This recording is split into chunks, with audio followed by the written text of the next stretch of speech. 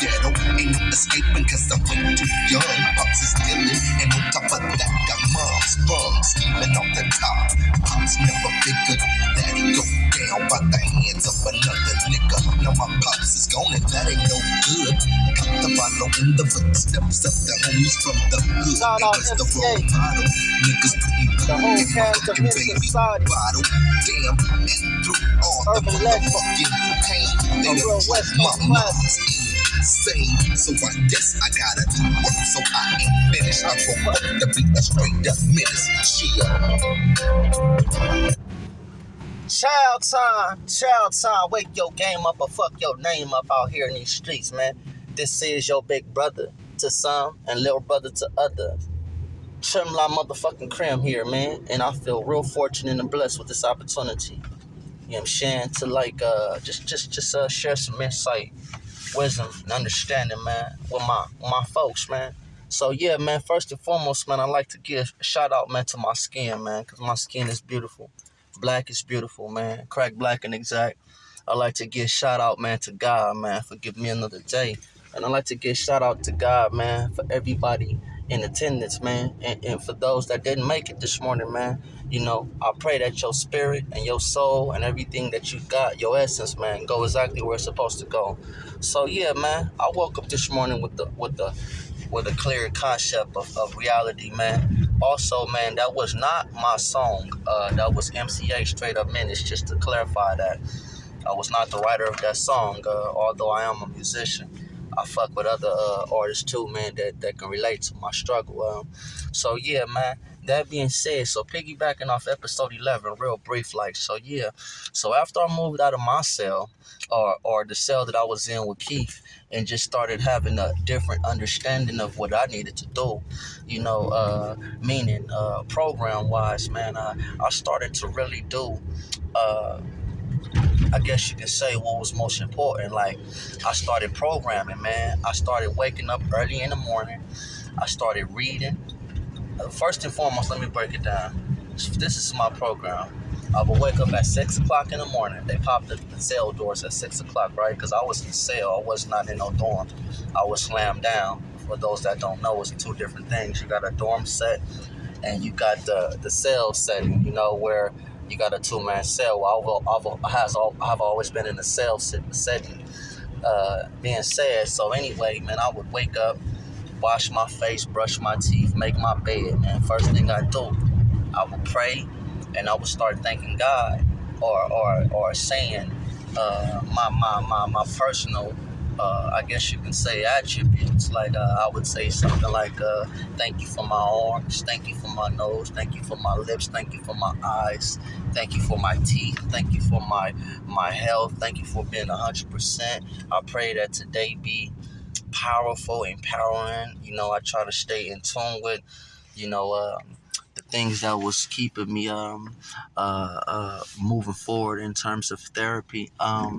Being said, man, so yeah, I would program like that. So I would wake up, I would, you know, wash face, brush my teeth. I would make my bed while praying and meditating and giving, you know, silent prayer. Then I would go and bust down. I had one particular partner at this time. His name was Mac, right? And he was from San Antonio, Texas. Now he was a pretty swelled up brother. And what we used to do, you know, he had came from the weights. I had never been on the weights at this time, but what we used to do, we was programming, so we would bust down 30 sets of 30 push-ups, which is 900 push-ups. We would do we'll do this stomach exercise routine. It's only 3 sets, but there's 3 exercises per routine, and we'll just run through it. And then we'll do about 10 sets of pull-ups, you know what I'm saying? And then we'll go get dressed, take a shower, and get ready for our day, man. And then after we get out of school or work, respectfully, they have that 3 o'clock count. We would work out one more time, you feel me? But this is how I started conditioning myself. And in a sense, what it did was it started separating me from a lot of people, because a lot of people was more so on homie time. You know, there was more so on gambling and playing poker, pinochle, chess, shit like that. You feel me? I didn't really get into that. More so I was reading, I was writing poetry, I was like drawing. I was trying to figure out why I went wrong in life, man. So one thing led to another where all the homies started like kind of acting strange, right? Like niggas wasn't really programming me. I was still sitting at the homie tables, and I was still, I'm sending attendance on Fridays because we used to have Friday homie games on the compound. Niggas need to be in attendance just to, we used to have this little roll sheet that we used to sign and shit. So I used to do the normal shit with the homies too, but I was in that transition where I was trying to like evolve into a better person, right? Being said, so I had an issue one day with the little dude Nightmare. Nightmare's a good dude from Blackstones. That's my partner. He ended up being my partner, bad. But we had like a little altercation about a basketball game. I never forget it, man. Because Nightmare is very aggressive inside the paint, and I'm more of a finesse player inside the paint. So we on opposite teams, but this is my homie Tiny Keith Buddy, right? Remember I told you that, I think it was episode 9, how they was tight and close, whatever.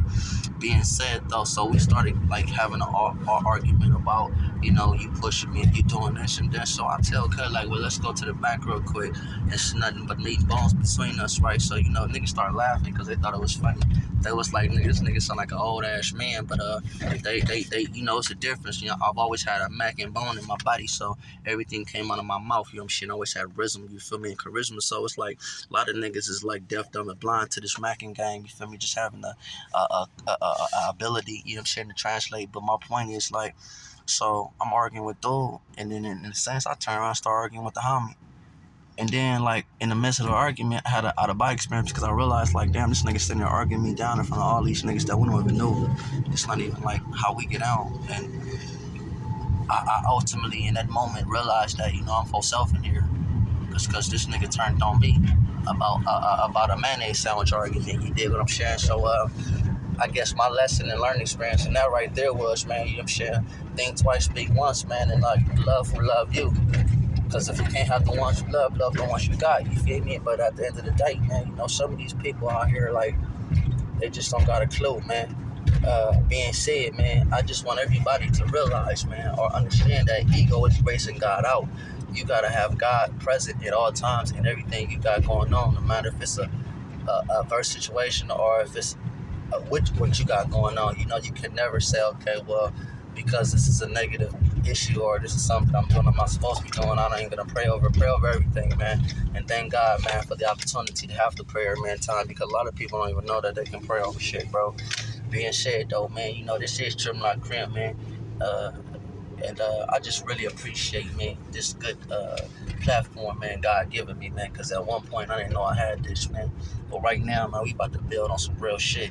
So, just tune in to episode 13, man. Well, I really go into depth about that fight, you feel me? But we didn't squabble up, to say the least. But what we did, we had a sit down, you feel me? And I had to, like, really check niggas, you feel me? And let niggas know where I was at with it, though. But it taught me a valuable lesson and insight of a lesson. You did what I'm sharing. So just tune in, man. And always remember, man, that a better you benefits everybody, you feel me? A better you benefits everybody around you. You dig what I'm saying? So work on you first. I'm saying, get you right. It's all about you.